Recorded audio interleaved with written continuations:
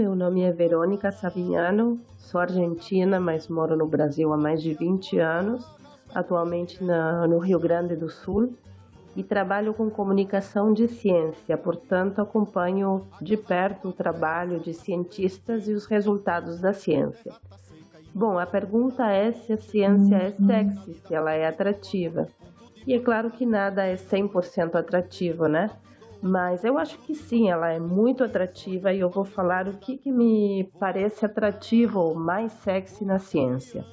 São várias coisas. Uma, evidentemente, o prazer da descoberta científica, de chegar a um resultado, de ver que conseguimos entender um pouco mais a misteriosa natureza, ou até que conseguimos ter um insight, uma ideia interessante sobre o comportamento do ser humano, sobre a sociedade.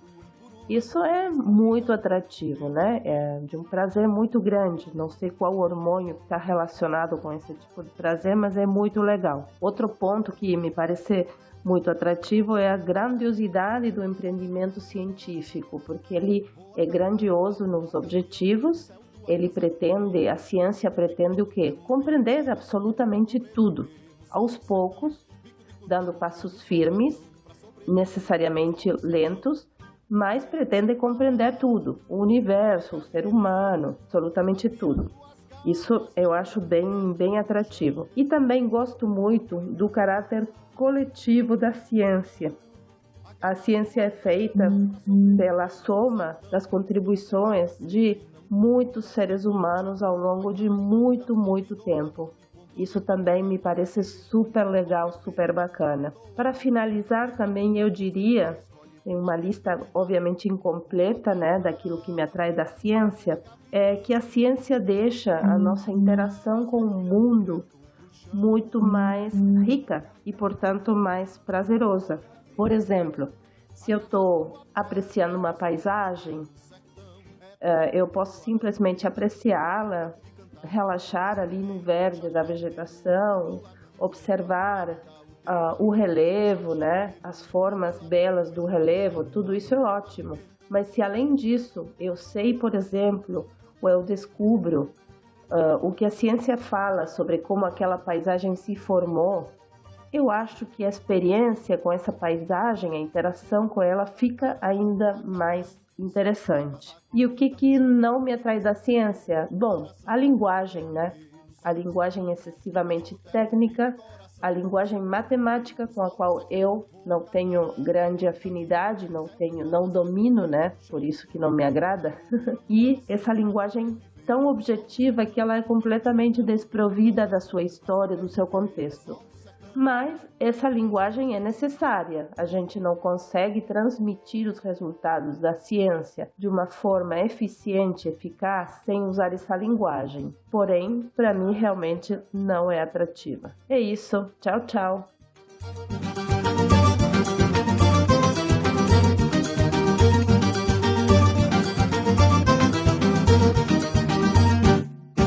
Vamos se achegando, meu povo, pois hoje tem banco, café, pãozinho de queijo para a gente bater mais um papo à luz do candeeiro. Eu sou Franciola Araújo. E eu, mais uma vez gripada, sou Caroline Silva. Então hoje a gente vai fazer coro no episódio dos fanhos, né? Hoje é. Solta a vinheta, Franciola.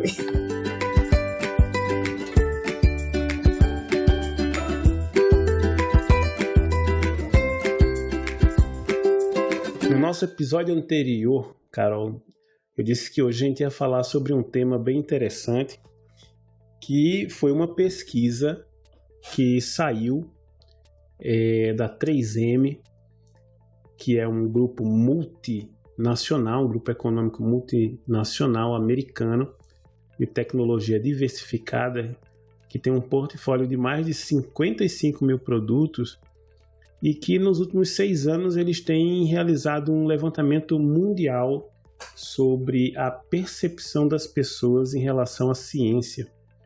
Esse estudo, chamado Índice do Estado da Ciência, do inglês State of Science Index, trouxe números muito interessantes sobre a percepção do brasileiro sobre a ciência. E eu sei que você já deu uma olhada também nesses números, né? Inclusive, fiquei bem espantada, positivamente espantada, porque a gente vai comentar no decorrer do episódio, mas quando os nossos ouvintes entenderem o quão significante para nós, né, que fazemos ciência, que fazemos pesquisa para esse país, para a gente é muito importante esses números. E que, quem sabe, um dia ele possa ser o mais próximo de 100 possível, né? Mas continue, por favor, Francione. Porque, e aí eu vou adiantando, né? Vou dar spoiler, porque nós ficamos impressionados. Porque diante da onda de negacionismo que nós vivemos, a gente já trabalhou isso aqui em outros episódios, era de se esperar que o nível de confiança das pessoas na ciência, nos cientistas, o interesse das pessoas na ciência, nos cientistas, ela, de certa forma, faz com que a gente pense que é muito pequena, né? E que foi impactada de forma negativa pela Covid. Mas aí, né, como foi que eu fiquei sabendo desse projeto aí? Através de um site chamado Projeto Draft. E aí esse Projeto Draft, ele trouxe uma matéria escrita pela Daniela Grimbergas, de 2 de junho de 2022, então bem recente, né, para este momento que estamos gravando o podcast, e ela dá uma contextualização em relação a essa pesquisa, né? Esse é o 6º ano, é o 6º SOSI, né, que é encomendado, onde é feita uma entrevista em 17 países. E em 2022, a amostragem no Brasil foi de 1.018 pessoas que foram entrevistadas com perguntas bem específicas em relação à percepção da ciência. Eu acho que vale a pena falar um pouquinho aqui, né? A gente dá uma introdução aqui na própria matéria. Até explicar um pouquinho da metodologia, você já falou, né, que foram entrevistas, temas pontuais, mas é bom a gente falar uma percepção um pouquinho mais geral para que quem esteja nos ouvindo entenda, né,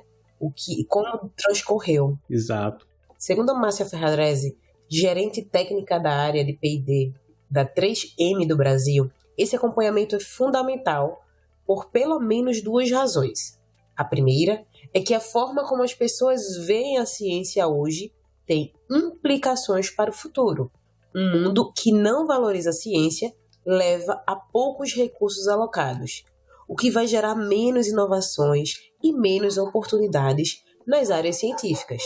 E a segunda coisa é que uma imagem negativa da ciência tem potencial de afetar o fluxo futuro dos cientistas, e o mundo precisa dessa próxima geração engajada em resolver os desafios globais, como futuras pandemias, saúde e meio ambiente. Com essa fala da Márcia, a gente tem muita coisa para debater. Antes da gente passar para o próximo tópico, acho que vale a pena a gente entender que me chamou bastante a atenção esse trecho, né, essas 2 pontuações que ela colocou, dos jovens estarem engajados, né, dentro desse meio científico, para poder, então, pensar e melhorar, né, as futuras pandemias, saúde, meio ambiente, né, com questão da sustentabilidade, que já é um tema pontual para hoje, né, não precisa nem do futuro para a gente pensar em sustentabilidade.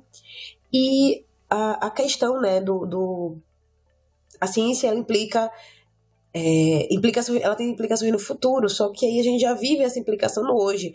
Muita coisa que ela falou do futuro, a gente vive no agora. É um texto muito presente, muito real, assim. Hoje eu não vou me indignar, hoje eu tô mais tranquila, acho que o antialérgico tá fazendo efeito, eu tô nem gritando. E daí eu fiquei pensando, velho, esse futuro que se fala, para uns ele é bem distante, mas para nós que estamos dentro da ciência, ele é o presente. Porque quantos colegas a gente não escuta dizendo que não querem mais voltar para a academia, querem terminar só o mestrado, não querem continuar, que estão cansados sem investimento, que as bolsas, que a gente já bateu muito nessa tecla aqui, não aumenta, que a gente não tem uma indústria, a gente não é fomentado como profissional. E tudo isso implica na nossa convivência, no nosso bem-estar. Sabe uma coisa bem básica, parece besta, mas eu estava conversando com uma amiga hoje, que na UFC, né, lá no departamento de física, eu não sei se é departamento ou se é centro no Ceará, peço desculpa até pela falha, eles têm salas, e são salas para 2 pessoas ou 3 pessoas, E são fixas, sabe? Tipo, só passa para outro aluno quando tal aluno se forma, sabe como é? Mas você tem armário, você tem sua mesa, você tem um computador, caso você não queira levar o seu. Mas isso é no centro de física, lá na física. Não sei se isso corresponde a toda a universidade. Então, é um investimento. Tem copa para os alunos ficarem, tem área de convivência. Então, você está provocando bem-estar para que aquele cientista, aquele cara que esteja pesquisando, se sinta confortável e queira passar mais tempo ali. O que na UFP a gente não tem. Não sei na física de lá, mas pelo menos na minha pós-graduação, na química, tem assim, né? Salas de estudo.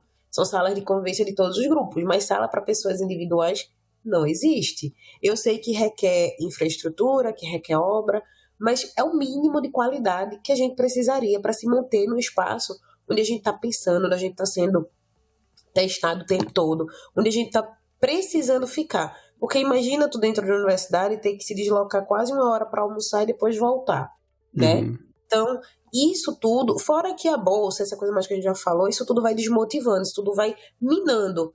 E quem vê de fora, tu acha que vai querer abraçar isso, vai querer engajar nessa causa de ter que estar pedindo reagente, do reagente ser controlado aqui, ali, acolá, e você pedir 1 litro e o litro acabar, porque dependendo da sua síntese, você usa um volume muito grande e você está tendo o tempo todo que justificar algo que é para o bem da sociedade, não tem um equipamento, não tem dinheiro. E daí como é que a gente faz para engajar esses jovens para uma futura pandemia? Que o futuro é agora, a gente passou por uma pandemia, mas no exterior pode ter outra visão, pode ter outra vivência, mas a gente precisa de pesquisadores dentro do nosso país, porque temos pessoas de muita qualidade. E esses pesquisadores precisam estar no nível da sociedade, para que a sociedade possa cobrar deles. Só que muito é cobrado da gente e pouco é dado, ou quase nada, né? Pelo menos foi isso que, assim, que me chocou muito nessa fala dela, né? Nesse ponto aí. Não sei você, se entendeu outra coisa, se quer falar outra questão. Não, porque, assim, a gente tem essas visões que são complementares, né? Quando ela fala, nessa fala inicial, que a forma como as pessoas veem a ciência hoje tem implicações para o futuro, vamos colocar isso exclusivamente do ponto de vista de olhar realmente para o futuro.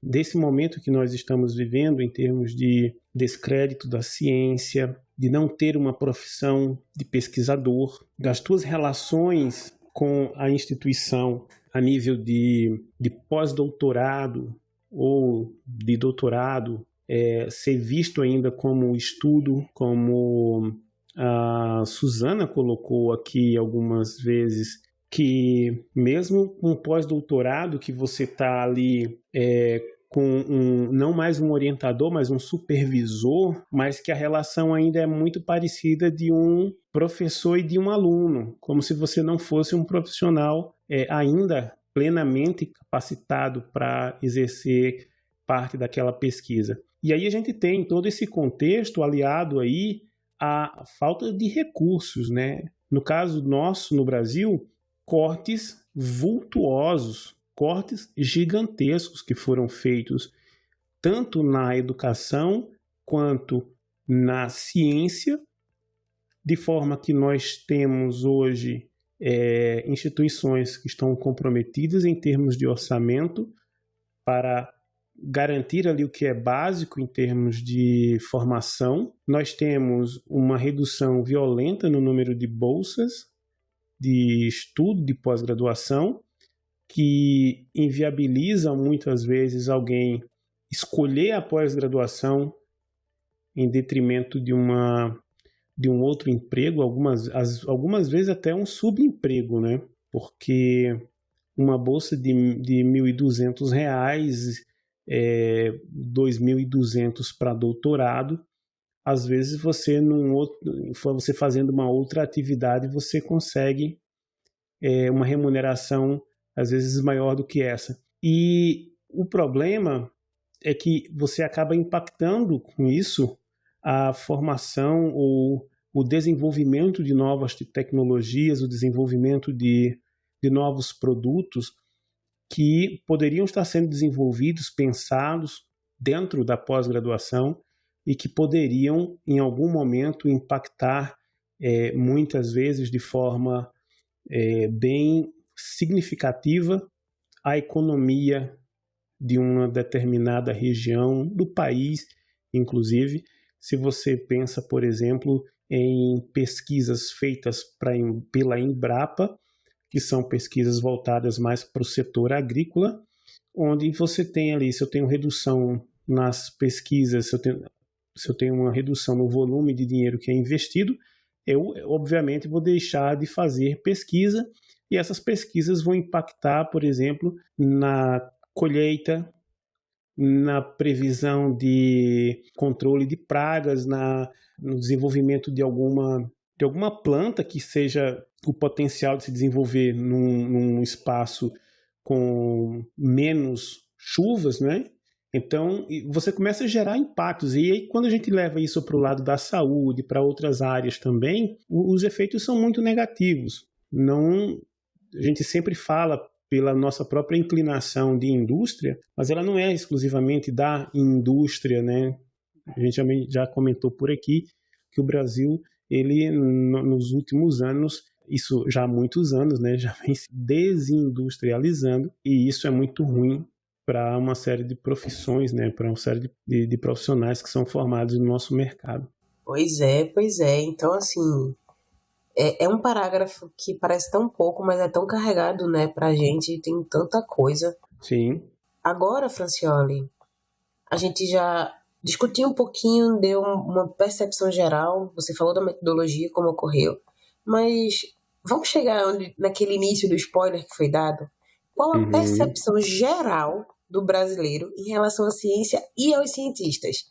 Porque eu achava que era bem negativo, mas não foi bem assim. Pois é. A pesquisa ela mostrou que 92% dos brasileiros confiam na ciência e 90% nos cientistas. Ou seja, ciência e cientistas, né? Então, um pouquinho menos ali confia nos cientistas, mas tá empatado tecnicamente ali na margem de erro. Entra na né? margem de erro, 2 para mais, 2 para menos. Sendo que, globalmente, essa percepção é de 86%. Então, no mundo, você pegar ali os 17 países que foram pesquisados, 86% das pessoas confiam na ciência. Então, o Brasil está melhor. Ele está acima da média global. Acima da média global. Então, assim, nós temos... Seria, você pegar 10 pessoas, 9 diriam que confiam na ciência. Isso me surpreendeu muito positivamente. Demais. Como eu falei lá no início do episódio, né? Antes do spoiler que a gente deu, porque eu sou muito fofoqueira e curiosa. E assim, só o fato da gente... Eu sei que, apesar do Brasil ser imenso e o número de pessoas poderia ser maior, mas é uma estimativa muito boa. É uma estimativa que dá aquele calorzinho no coração de continuar, né? Mas siga, por favor.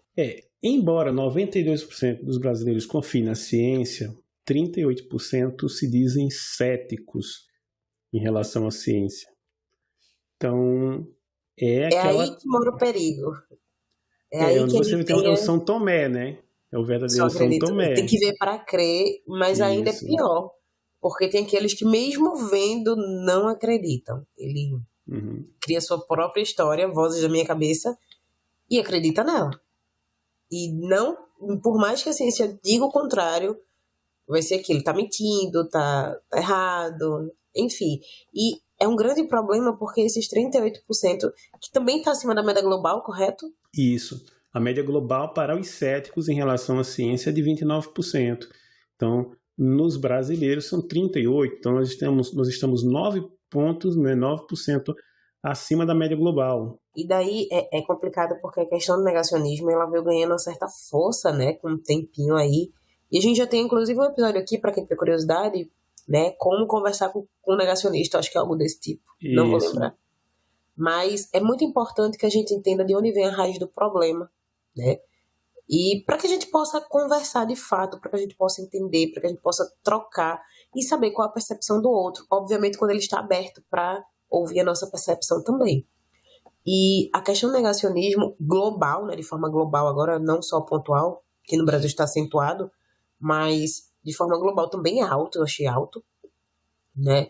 Levando em consideração um planeta também que a gente tem, é muito preocupante, porque o negacionismo ele não é só no Brasil.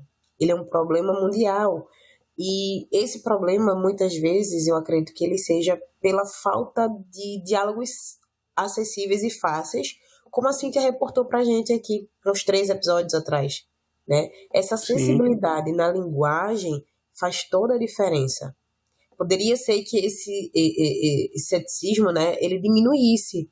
Por quê? Quando a gente não entende o que a gente lê ou o que a gente escuta, a gente inventa, a gente cria. A gente arruma caminhos para que aquilo ali seja real, mas não o real do que está escrito, mas o real que eu quero que seja. E daí eu acho que é onde a ciência e os cientistas pecam, né? E não melhorar esse linguajar. Recomendo fortemente que escutem o episódio da Cíntia para entender o porquê a gente está nessa discussão, né? Porque a gente nega aquilo que a gente não sabe, aquilo que a gente não foi incutido a aprender. Então, eu estava conversando até com o Francioli um tempo atrás, agora de iniciar o podcast, que existem pessoas que são negacionistas que são extremamente inteligentes, mas o negacionismo dela é para um fim pontual, benéfico para ela, né? Não me interessa o que agora, mas para ela vai ser positivo. Então, se aquela pessoa é extremamente inteligente curte uma ideia, né, de que aquilo é ruim, aquilo não presta, aquilo está errado, para uma grande massa de pessoas que não têm acesso como essa pessoa que está disponibilizando essa informação, aquilo se espalha muito rapidamente, muito facilmente. Porque às vezes a forma que você fala é tão mais simples de falar uma mentira do que você fala uma verdade, né? Porque uma mentira repetida mais de uma vez, né, se torna uma verdade. Então, é muito disso, assim, que eu acho, né, Francioli? Não, sem dúvida. E só para a gente ter assim, continuar, né, nesse ponto aí e também levantando outras questões, antes da pandemia, antes de 2020, esse número de céticos em relação à ciência no Brasil era 33%, então você houve um aumento ali de 5%. E a gente até comentou também num outro episódio essa questão das pessoas não reconhecerem a importância da ciência na sua vida, no cotidiano, né? Então, o Júnior relatou sobre um tio que tem problema, que usa diversos medicamentos e que ele não acredita na ciência. O exemplo do Júnior foi perfeito porque são pessoas que dependem de medicamentos no seu dia a dia, que são fruto do desenvolvimento científico, de pesquisa, e que trazem um alívio para o problema, que trazem uma melhoria, às vezes até a cura para um determinado problema, mas que as pessoas às vezes não reconhecem, né, a ciência. Mas, ainda assim, dentro dessa pesquisa, 8 em cada 10 brasileiros disseram que concordam que a ciência é muito importante no seu cotidiano. E aqui a gente lembra, não somente quando a gente... eu acho que talvez a gente precise até ter depois uma percepção mais geral da coisa, porque a ciência, quando a gente fala em ciência, ela acaba pulando muito para o lado da saúde. Se eu falo em desenvolvimento de ciência, a pessoa vai passar novos medicamentos, alguma coisa do tipo, né? E é muito mais amplo do que isso. E aí, é claro que a pesquisa também ela aponta que a desinformação ela ameaça a credibilidade científica no Brasil, não no Brasil como somente, né, mas nesse recorte brasileiro, porque 76% das pessoas, né, entrevistadas, elas acreditam que existe uma desinformação mais generalizada nas notícias tradicionais, que seriam os meios de comunicação tradicionais, né, TV, revista. 81% acreditam que essa desinformação maior ela está nas redes sociais. E as redes sociais elas são muito complicadas, né? A gente tem aí uma série de pessoas que... dono, né? A gente tem muita gente falando sobre muita coisa, muita gente bacana que estuda para divulgar alguma coisa, e mas muita gente que não sabe nem por que está fazendo aquilo. E daí é quando a gente tem um grande problema, porque as redes sociais é como a gente diz, né? É um vasto mundo e que ninguém sabe. De que você prova que aquilo é um crime, que está errado. Hoje que deu uma melhorada, né? Em algumas políticas, pelo menos em algumas poucas redes sociais, com relação ao Covid, né? que eles já derrubam as postagens que são falsas, que eles não permitem. Mas até isso acontecer foi muita desinformação. Eu lembro demais, eu falo muito sobre isso. O WhatsApp, eu acho que é uma das redes sociais que mais disponibiliza meio de você falar coisa errada. Quando eu recebi no meu WhatsApp pessoal que o pH do limão era 24. E aquilo ali as pessoas estavam reproduzindo fielmente. Quantas pessoas já não tinham feito uso? E tinha uma receita com limão de pH 24. Eu acho que se alguém encontrou, primeiro, o pH 24, por favor, vai ganhar um Nobel, né? E segundo, o limão com esse pH. E a população estava acreditando naquilo, até que eu cheguei, né, pra minha vizinha na época, e comecei a dizer, não é assim, expliquei tudo direitinho. Ela, meu Deus, Carol, tá vendo, eu não sabia, ela apagou. Aí eu botei pra ela direitinho, não a informação que tava com receita, mas o pH correto, e ela começou a divulgar, botando assim, o pH correto, depois de conversar com a química, sabe? E é pouco, mas as pessoas que ela tinha mandado errado, ela apagou e mandou o certo, para que as pessoas pudessem propagar a informação, no mínimo, correta. Então, Mas essa sua vizinha aí é uma exceção, viu? Sua vizinha aí é uma exceção. Pois é, porque se fosse outra eu não ia nem ouvir, não ia nem ler, né? E ainda ia me bloquear. Porque eu vejo assim, existe uma... E você consegue tirar isso pelo pessoal que andou aí falando sobre kit Covid, né? Essa coisa toda. Gente, são médicos, são pessoas com... que estudaram bastante, são pessoas que, alguns deles com mestrado, com doutorado também, e que estavam defendendo algo que não tem efeito algum. Então, nessas questões tem muito de mau caratismo também. A gente não pode tirar o elemento humano do mau caratismo, da tentativa de promoção pessoal, ainda que às custas da vida ou das vidas alheias. A índole é uma coisa muito séria, né? O caráter da pessoa, independente de onde ele esteja e qual seja o seu grau de escolaridade, vai influenciar muito, e a gente viu muito disso. Não é porque você é médico, que você é bonzinho, que você tem bom caráter. O seu doutorado não quer dizer nada, porque a gente poderia ter jogado metade no lixo. Com certeza. E aí, vamos lá, Carol, porque aí senão a gente também não entrar numa seara que é uma seara que eu gostaria de discutir em algum momento, né, que é sobre essa questão de ética e do que de quanto vale o seu caráter, né? Não o seu, inclusive, já tem um tempo aí, gente, que Francioli quer falar sobre isso. Acho que desde que a gente começou esse podcast. Esse não, o Aluno Primeiro. Mas vamos lá, Francioli, qual outra informação?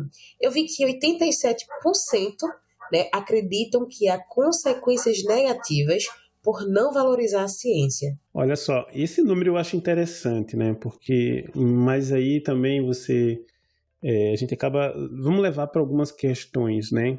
É bom que isso se reflita, por exemplo, nas questões relacionadas a aquecimento global, à vacinação, mas aí eu vejo situações como as que estamos vivendo aqui em Goiás agora, onde as vacinas da poliomielite não conseguiram atingir 70% de cobertura vacinal. Olha, poliomielite, que é uma doença que já foi erradicada no Brasil e que, muito provavelmente, em função desse movimento antivacina, que se tornou ainda mais forte, né, agora na época da Covid, que você tem uma cobertura vacinal muito pequena.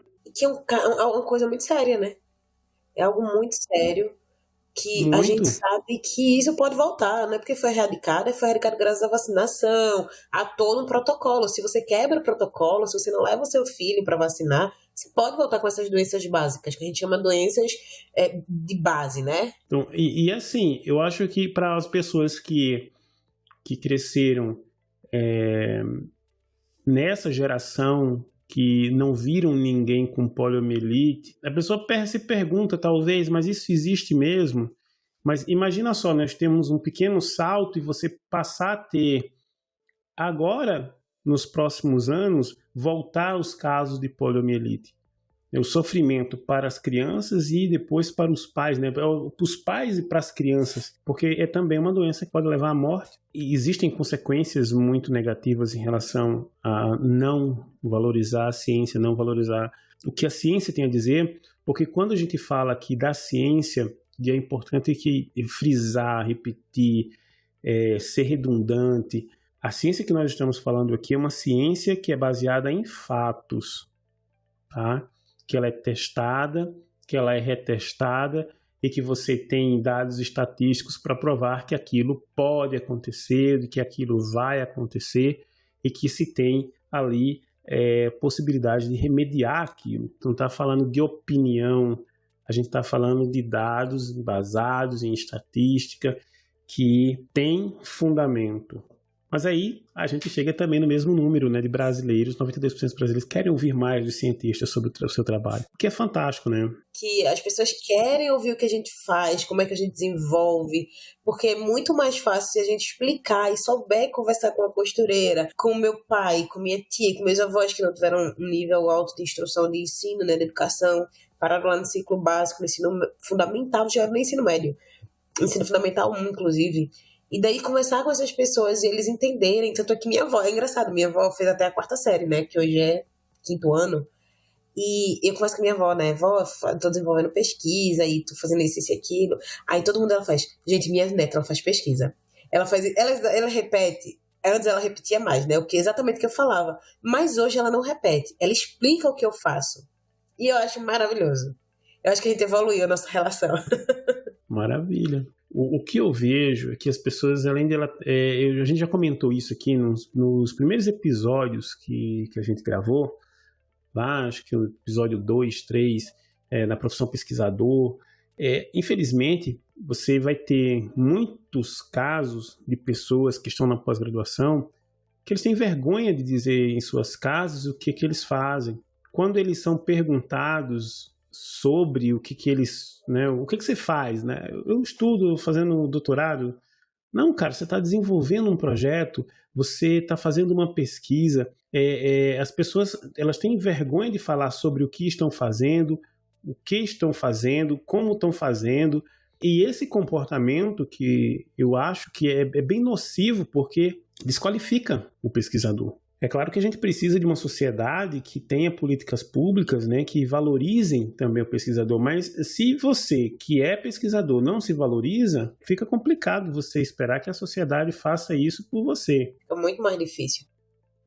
A gente precisa ter orgulho do que a gente faz sem cair naquela coisa na arrogância, né? E aí tem um negócio bacana, os brasileiros eles têm interesse pelas áreas STEM, que, para quem não sabe, que essa STEM, sempre que você escutar esse nomezinho, STEM, S-T-E-M, é uma sigla em inglês para Ciência, Tecnologia, Engenharia e Matemática, que a gente já trouxe aqui o pessoal dessas ciências mais duras, né, para falar sobre os desafios, e que são áreas bem desafiadoras, sem dúvida nenhuma. Um desafio chave que é apontado é a acessibilidade a essa educação. Há maiores expectativas nas empresas e dos setores como um todo para aumentar o acesso equitativo a essas áreas. Então, os brasileiros estão mais propensos a vivenciar barreiras à educação STEM, na ciência, tecnologia, engenharia e matemática, com 90% concordando que existem barreiras para os estudantes que buscam uma educação.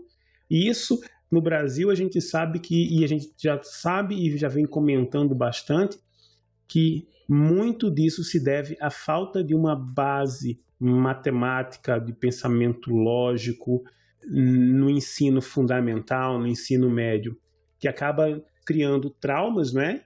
E Sim. Aí a gente acaba se afastando dessas áreas. Outro ponto custear uma educação STEM é também a maior barreira para seguir uma carreira nessa área.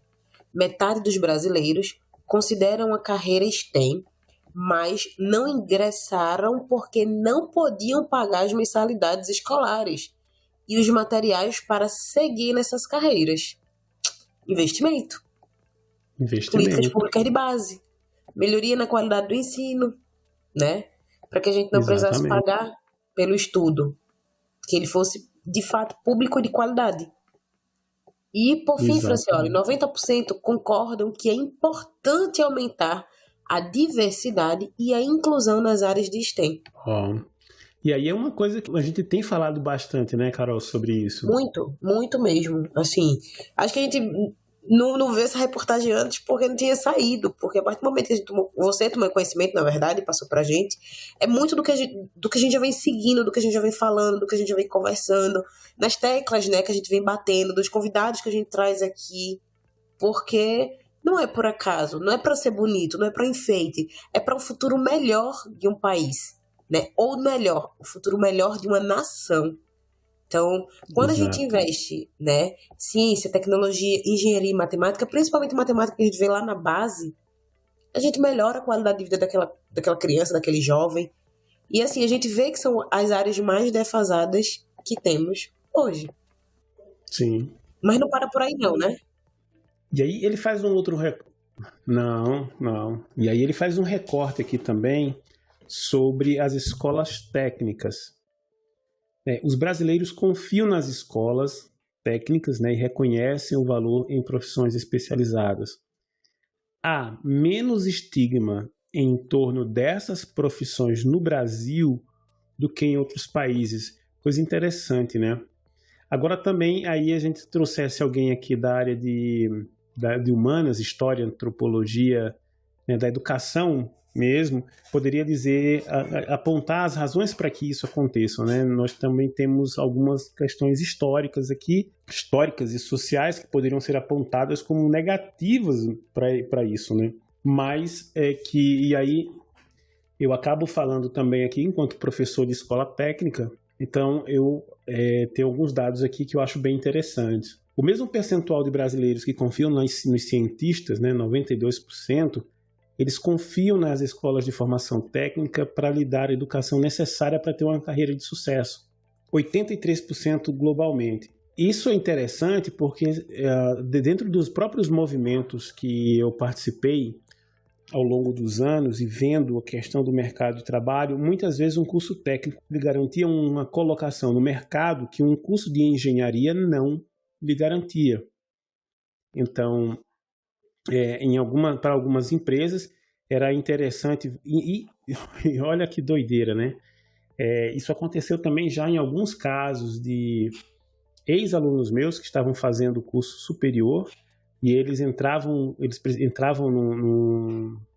numa empresa ali ligada à Petrobras, e aí para ficar na vaga eles tinham que terminar um curso técnico, né? Porque o curso superior não era garantia, mas o curso técnico garantia que ele entrasse no curso, na vaga de emprego. É engraçado, né? Essa coisa. Não sei se positivamente ou negativamente. Acho que o técnico dentro da indústria ele é preferível. Pelo menos é a minha visão, tá, Francioli? Eu realmente não sou da área, mas é o que eu escuto mais. Entre os jovens, né, que eu converso, que eles dizem que preferem um técnico ao ensino superior no momento porque as empresas, as indústrias, né, preferem contratar técnico porque pagam um valor que se uma pessoa do ensino superior ele pagaria ou um técnico ele paga 3, por exemplo. Sabe? Então ele tem um custo menor, dependendo do técnico, obviamente, né? A gente sabe mas a razão é essa mesmo.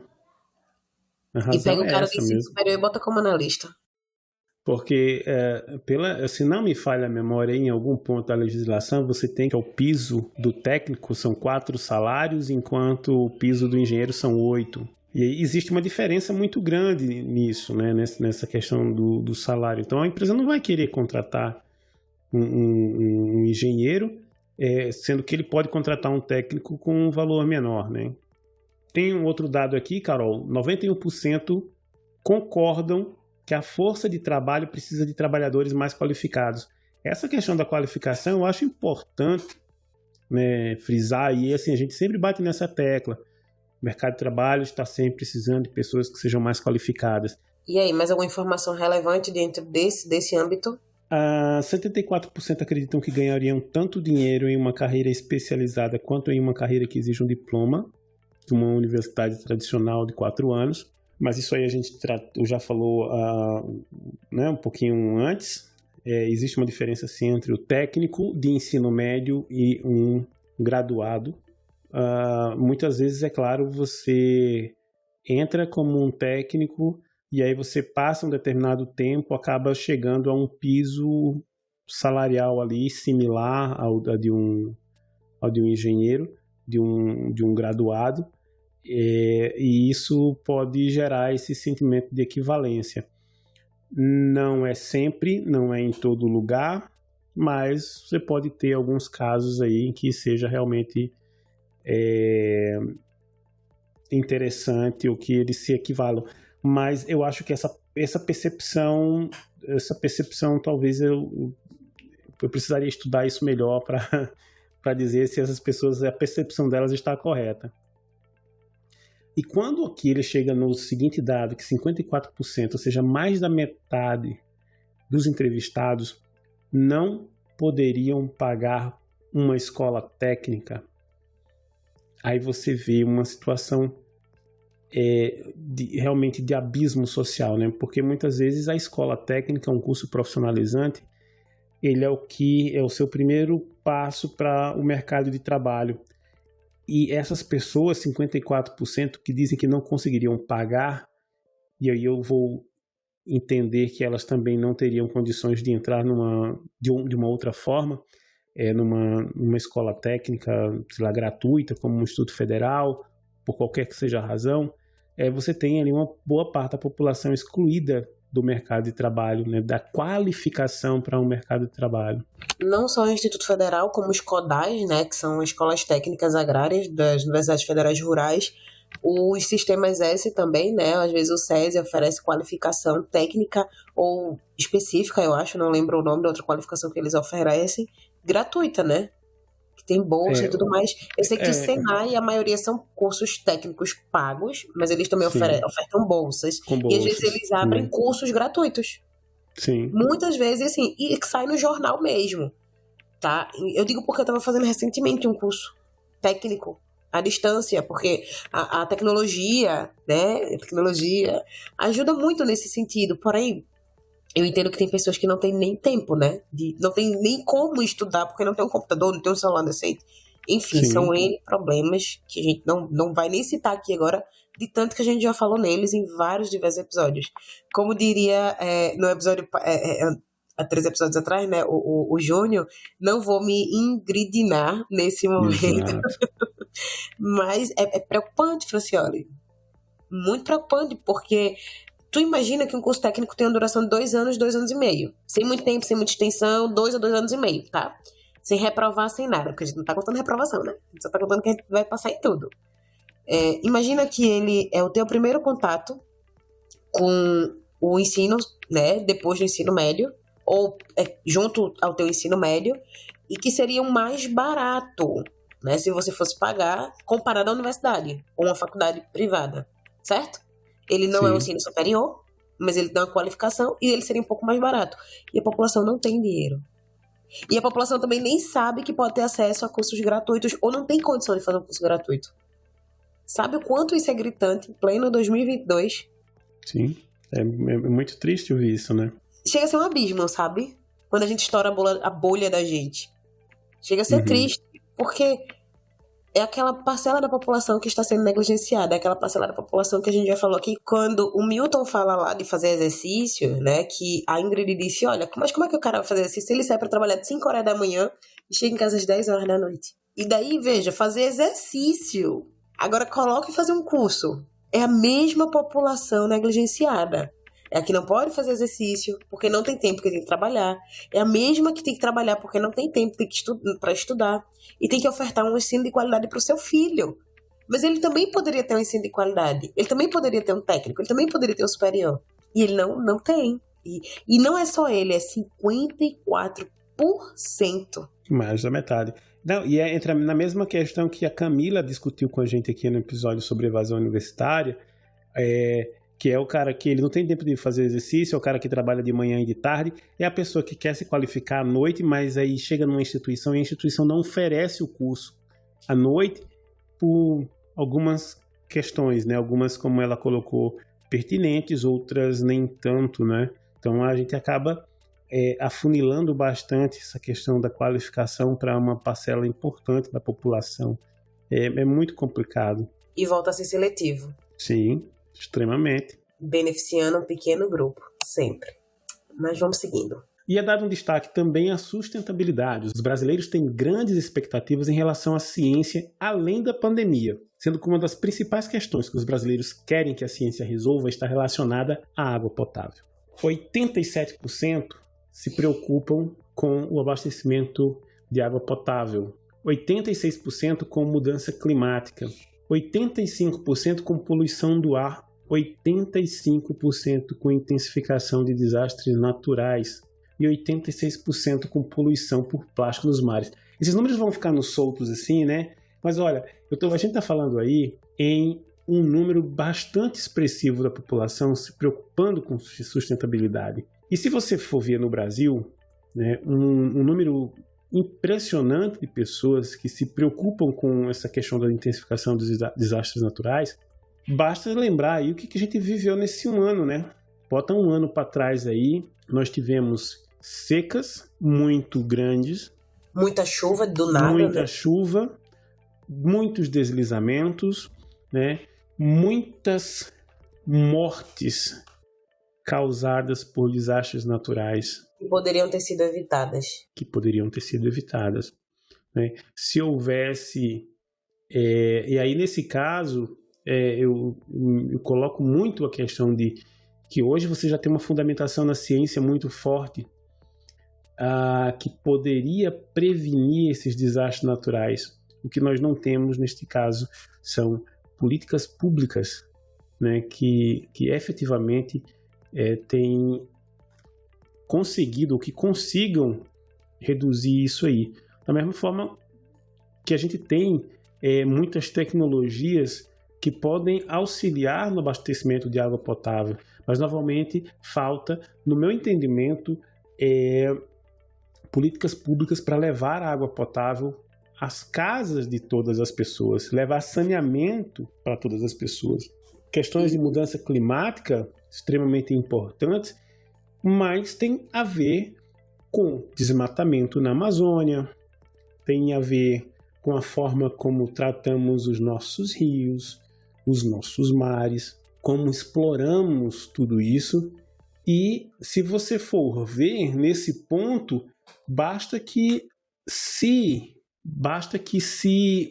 ouça os cientistas, basta que se desenvolvam atividades no sentido de precisamos parar imediatamente o que estamos fazendo e adotar medidas, ou melhor, a gente sabe que a gente não pode parar, né? Então, assim, nós precisamos melhorar os processos que a gente está fazendo, que já existem soluções para mitigar, soluções para reduzir e adotar essas medidas. Aproveitando o gancho, sabe, Francioli? A gente sai de sustentabilidade, mas continua dentro de sustentabilidade quando a gente fala na saúde, né? Porque tudo que a gente falou aí é muito linkado à saúde, não é verdade? E aqui diz o seguinte, equidade na saúde. No Brasil, o tratamento das disparidades na área da saúde é a principal prioridade para o avanço da justiça social e da mudança. E os brasileiros têm mais probabilidade de dar importância a isso do que a população global. Principais expectativas de saúde a serem priorizadas pela ciência. 67% cura para doenças crônicas, 64% tratamentos de câncer, 59% vacinas para futuras pandemias, isso no Brasil, tá? E esse 59% de vacinas, né, para futuras pandemias está versus 50% do número global, ou seja, estamos à frente também nessa perspectiva de querer geração de vacinas, né, mesmo tendo a questão do negacionismo, né, do antivacina, ainda existem muitas pessoas que querem sim se vacinar e ver a vacina como uma coisa muito boa, que de fato é muito boa. E 52% dessas pessoas, né, desses brasileiros, tratam questões de saúde mental e emocional. Eles querem que a ciência priorize, porque saúde mental e emocional também é ciência. E isso é negligenciado, isso as pessoas não veem como ciência, e é um âmbito muito importante, que a gente também já chegou a falar aqui para vocês, tá? Quer pontuar mais alguma coisa, Francioli? Respira aí que tá espirrando, tá tossindo, vai dar certo. O episódio de hoje é um fecha o microfone para espirrar e o outro para tossir. Não, mas é isso aí, Carol. Em termos de cuidado na saúde, uma coisa que você observa, e a gente tinha comentado um pouco antes do episódio começar, né, da gente começar a gravação, é porque muito da ciência que se fala é a ciência da saúde, né? Então, está muito atrelado ainda essa questão da saúde. É claro que a gente precisa de muitos avanços.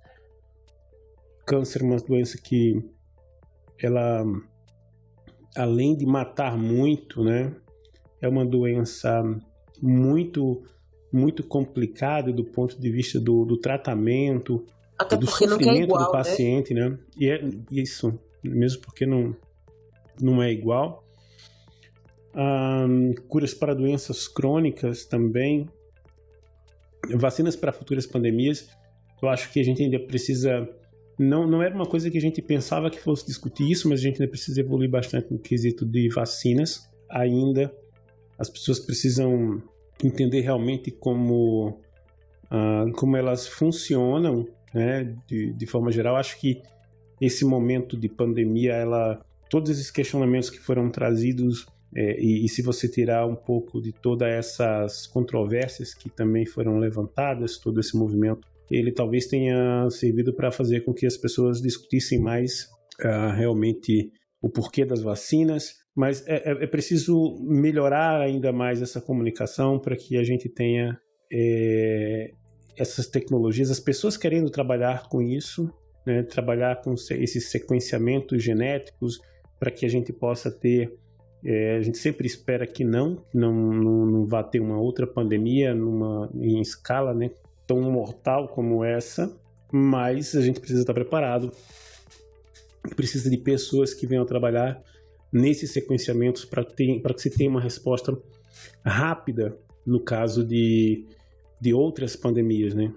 Então, preciso muita gente para trabalhar e para pensar essas formas de tornar a saúde, né, tornar os tratamentos da saúde disponíveis para todo mundo, né? E tem aquela parte agora sobre tecnologia futura, né? As inovações tecnológicas, embora elas gerem um grande interesse em grande parte dos entrevistados, elas também despertam preocupações, e eu acho que isso é bem comum, ainda mais nessa nova revolução industrial que estamos vivendo.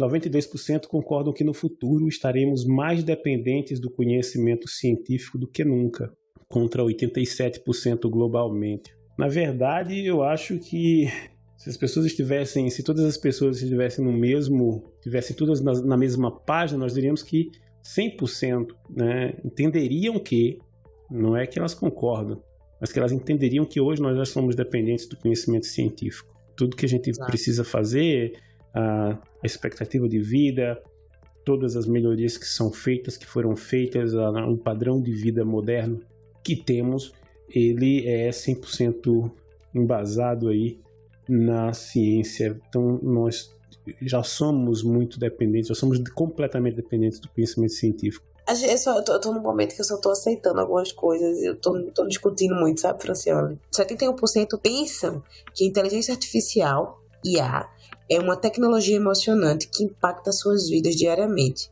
versus 65% globalmente. Então, os brasileiros ainda pensam mais, hein?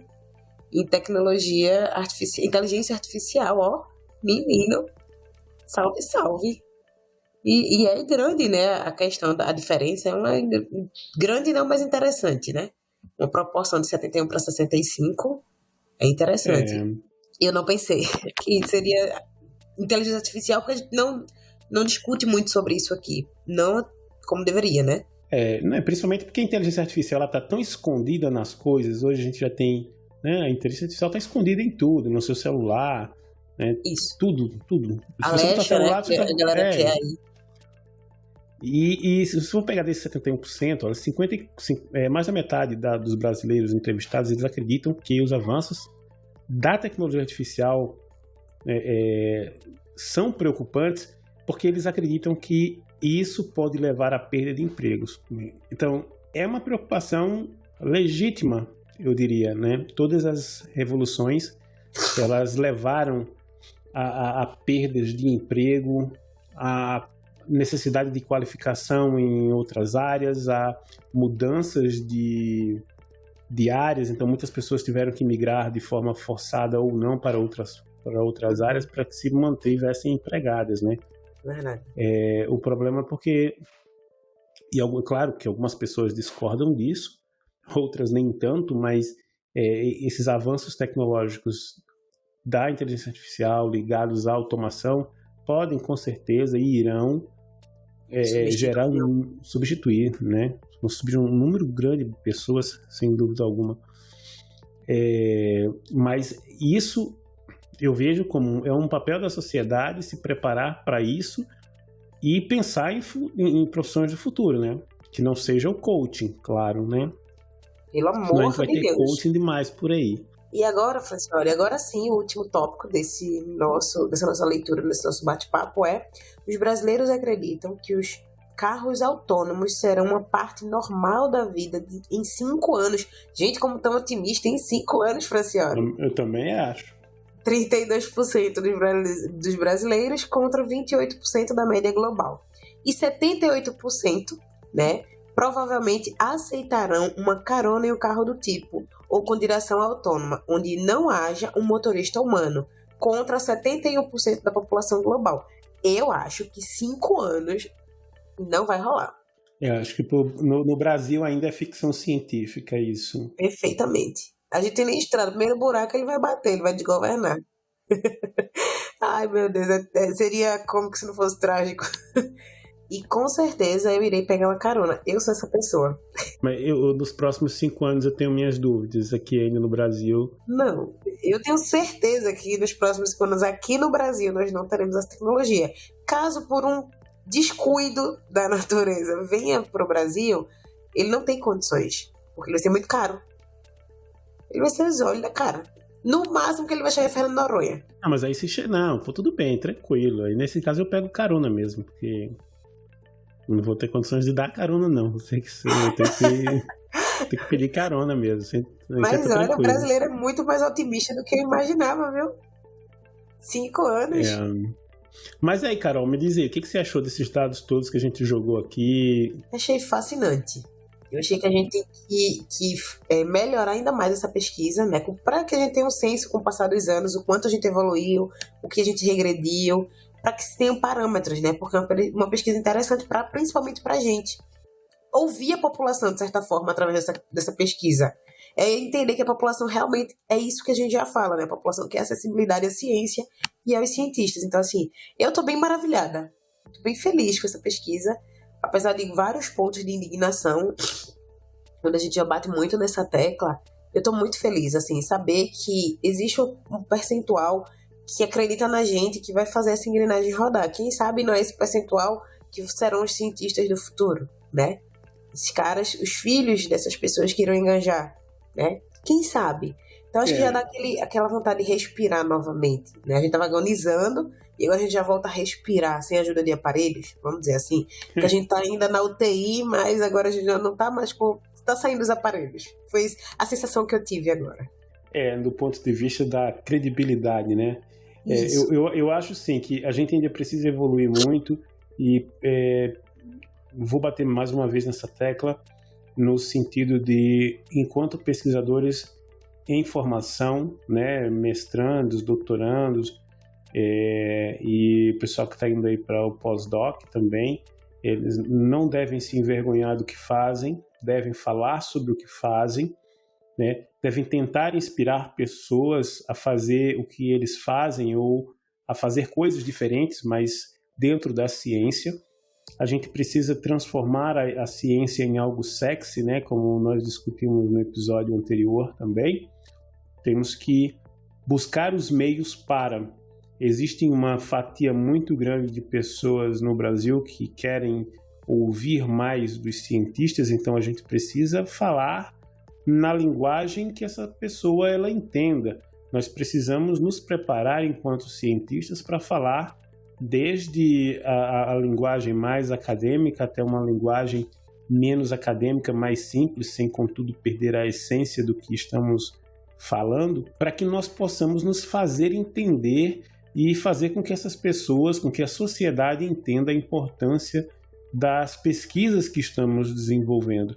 E primeira coisa que a gente precisa entender é que essa comunicação ela não vai acontecer dentro da universidade, dentro dos institutos. A gente precisa levar a conversa para fora da instituição, nos envolver em projetos de extensão. Pint of Science está aí, vamos falar de ciência nos bares, vamos desenvolver projetos nas escolas, vamos desenvolver projetos de forma que nós possamos trazer mais pessoas LGBTs, o pessoal, mulheres, negros, assim, trazer diversidade para as ciências, para o STEM também, né, que é onde apontaram aí essa necessidade da diversidade. Então a gente precisa pensar tudo isso. A gente precisa sair também na nossa casinha, nós que somos das áreas das engenharias, nós que somos do STEM, precisamos conversar com o pessoal das áreas de humanas, das áreas de saúde,